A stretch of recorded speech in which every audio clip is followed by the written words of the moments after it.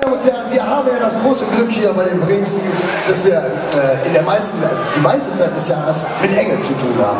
Auf Keyboard sitzt und auf dem Baum und die Oma ist auch eine Engel, manchmal ist der Engel Papa mit unterm Finger. Aber die ganzen Engels haben auch eins gemeinsam. Irgendwann müssen die alle mal auf den Boden zurück. Irgendwann geht alles auf die Erde zurück, auch eine Engel.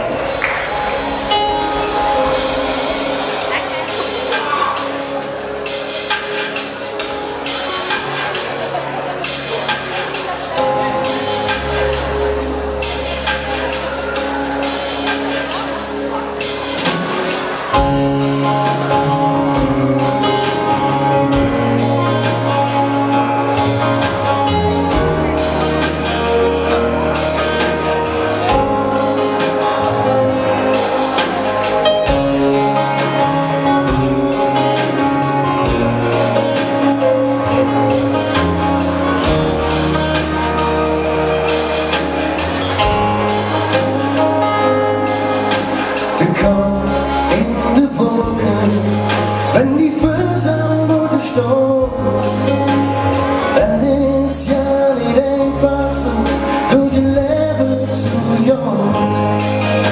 Muss ich immer Sachen, die viel sind, wenn es nur normal ist, wird ja doch kein Neuen.